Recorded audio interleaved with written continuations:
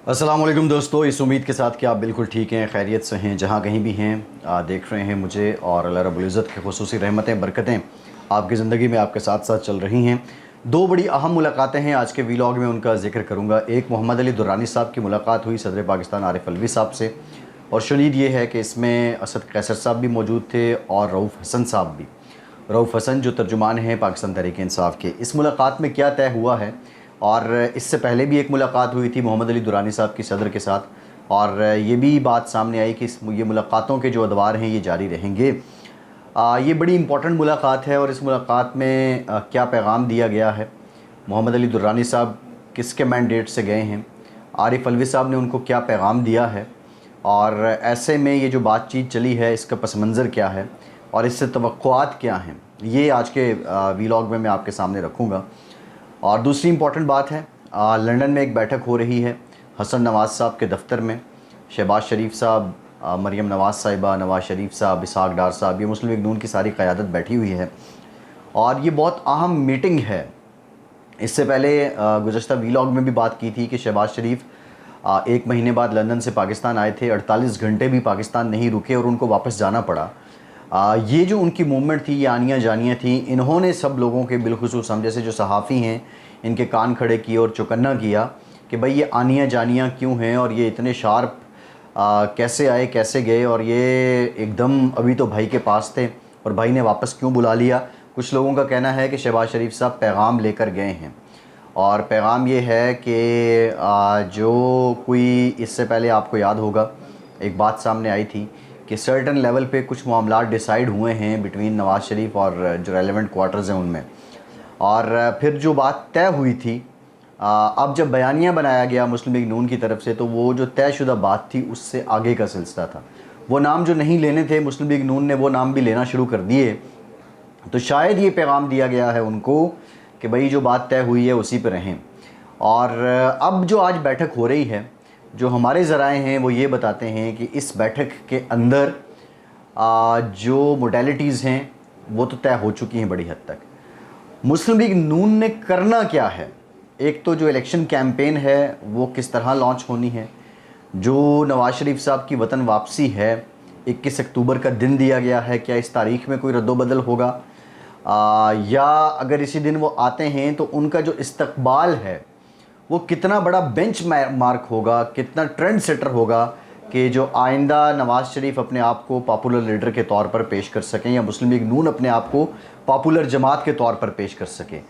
ये मामलात आज तय होने हैं, और एक तो इस्तकबाल है, फिर इस्तकबाल के साथ साथ जो बयानिया है, बयानिए के भी मुख्तलिफ मराहिल हैं। इस्तकबाल से पहले का बयानिया, नवाज़ शरीफ साहब के वापस आने के बाद और उनसे जेल से निकल जाने के बाद, या ज़मानत पे या बरियत के बाद का बयानिया वो क्या होगा, और फिर इलेक्शन से ऐन हफ्ता 10 दिन पहले का बयानिया क्या होगा। ये 3 मराहिल में बयानिया आज डिसाइड किया जाएगा, और इस बयानिए के बलबूते पे ही फिर जो इत्तेहादी रहे हैं शहबाज शरीफ की हुकूमत में, जिसमें बड़े इत्तेहादी पीपल्स पार्टी है, उसके ख़िलाफ़ क्या अप्रोच रखनी है। दूसरी तरफ एक और मुलाकात भी हुई है, आसिफ जरदारी और चौधरी शुजात की मुलाकात हुई है। कुछ ज़रा ये भी बताते हैं कि पाकिस्तान पीपल्स पार्टी नून लीग और काफ लीग के साथ सीट एडजस्टमेंट करना चाहती है। क्या नून लीग इसके लिए राज़ी होगी? अगर सीट एडजस्टमेंट करनी है तो इनका मुकाबला किससे होगा? पीटीआई के बारे में लोगों का ये कहना है कि वो हमें इलेक्शन में दिखाई नहीं देती। पीटीआई इलेक्शन में मौजूद होगी, पीटीआई इलेक्शन कंटेस्ट करेगी, लेकिन जो पीटीआई के इलेक्शन लड़ने वाले कारीगर हैं वो मौजूद नहीं होंगे। पीटीआई को जो 2018 में सपोर्ट थी, एक तो आप सबको पता है कि किस तरह एक बड़ा गुड पेज था और पीटीआई लॉन्च की गई, ये प्रोजेक्ट इमरान आया, इसको पेश किया गया, इसके लिए हर तरह की मदद मुआवनत, मीडिया हो, दीगर इदारे हों, वो पेश की गई। वो सपोर्ट तो अब दूर दूर नहीं है। दूसरा, विद इन पीटीआई टिकट कौन बांटेगा, तंजीम कहाँ पे है, इख्तियार किसके पास है। चेयरमैन पीटीआई गिरफ़्तार हैं, शाह महमूद कुरैशी वाइस चेयरमैन है वो गिरफ़्तार हैं, बुशरा बीबी अपने पास तमाम चार्जेस लिए हुए हैं, लेकिन वो भी अदालत की पेशियाँ सारी भुगत रही हैं। तो अब भी इलेक्शन हो जाए तो इस मोड में पीटीआई उस जगह पे नहीं है, उस फेज़ में नहीं है कि वो मुकाबला करेगी। कल भी बात की थी कि जो कॉन्स्टिट्यूंसी पॉलिटिक्स है, जो हल्के की सियासत है, वो शायद Twitter, Facebook, social media, YouTube, اس پہ آنے والے بیانات اور ان باتوں سے بہت مختلف ہے. یہ ایون جو کنونشنل میڈیا پہ بھی رپورٹ ہوتا ہے اس سے بہت مختلف ہے. سو الیکشن میں وہ ہوں گے جو میں سمجھتا ہوں, لیکن وہ کوئی خاطر خواہ بڑا ڈینٹ نہیں ڈال سکیں گے.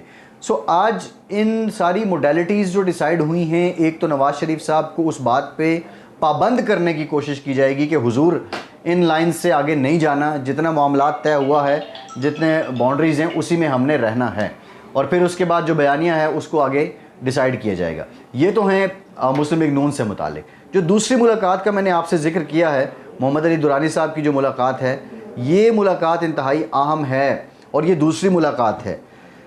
محمد علی درانی صاحب اس وقت پاکستان میں جو یکجہتی ہے, یگانگت ہے, اس کا علم لے کر نکلے ہیں, اور صدر عارف علوی ظاہر ہے ان کے پاس ایک آئینی عہدہ ہے, وہ ریاست کے سربراہ بھی ہیں, ان کا اس میں کلیدی کردار بنتا ہے. لیکن اس سے ہٹ کے کسی سے نہیں یہ بات ڈھکی چھپی کہ صدر مملکت کی جو وابستگی ہے وہ پی ٹی آئی کے ساتھ ہے, ان کی محبت پی ٹی آئی کے ساتھ ہے, ان کی وفاداری پی ٹی آئی کے ساتھ ہے. بہت سے موقعوں پہ یہ بھی محسوس ہوا کہ آئین کو انہوں نے کہیں پیچھے رکھا اور پی ٹی آئی کو آگے رکھا ہے. اس موقع میں اس ملاقات میں اسد کیسر اور رؤوف حسن کا موجود ہونا بھی اس لیے سگنیفیکنٹ ہے کہ پی ٹی آئی کو کچھ شاید یہ بعض لوگوں کا یہ کہنا ہے کہ یہ پیغام دیا گیا ہے کہ جو حد آپ نے 9 مئی کو عبور کی تھی, اور اگر اسی طرح کا جو مومنٹم ہے, آپ لوگ اپنے لوگوں کو اشتعال دے رہے ہیں, پاکستان سے باہر بیٹھ کے جو کچھ آپ کر رہے ہیں یہ کرتے رہیں گے, تو اس سے آپ دوبارہ گیم کا حصہ نہیں بن سکیں گے.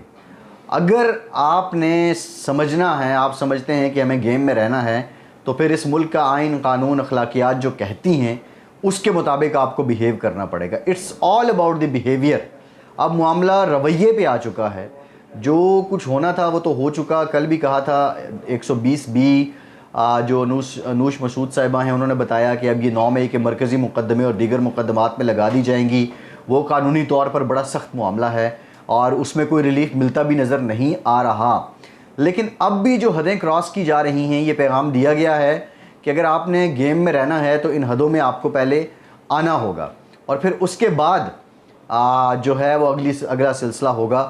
لیکن ابھی تک, کل بھی بات کی تھی, آج بھی بات کر رہا ہوں کہ پی ٹی آئی کے لیے ویسا کوئی گرین سگنل نہیں ہے. پی ٹی آئی نے جو 9 مئی کو کر دیا, اور اس کے ماسٹر مائنڈ بظاہر اور حقیقت بھی یہی ہے, وہ عمران خان ہی تھے, انہی کا دیا ہوا اشتعال ہے, اور وہ اشتعال کے بلبوتے پہ جو کچھ کیا اب اس کا خمیازہ وہ بھگت رہے ہیں. لیکن وہ مزید آگے جانا چاہتے ہیں, تو پھر یہ بتایا گیا کہ اس سے آگے بھی, اس سے سخت کارروائی بھی ہو سکتی ہے. جو مجھے سمجھ آئی, جو ہمارے ذرائع نے ہمیں بتایا ہے, صدر مملکت نے یہی کہا جی معاملات اکٹھے چلنے چاہیے, یکجہتی سے چلنے چاہیے, اور باقی وہ جو پرچار ہے جی ہم پاپولر ہیں اور سوشل میڈیا اور ایکس وائی زی, وہ تو اپنی جگہ ایک دلیل ہے وہ دیتے ہیں. بہرحال یہ 2 ملاقاتیں انتہائی اہم ہیں. ان ملاقاتوں میں ایک اور بھی پیغام ہے. اگر کوئی یہ سمجھتا ہے کہ میں ناگزیر ہو چکا ہوں یا میں مجبوری بن چکا ہوں, تو پھر اس کو یہ سمجھ آ جانی چاہیے کہ اس سے پہلے جو موجود تھا وہ بھی یہ کہتا تھا کہ میں ناگزیر ہوں. سو یہاں پہ بڑا نواز شریف صاحب کو سوچ سمجھ کے چلنا ہوگا. فیصل عباسی کو اجازت دیجیے.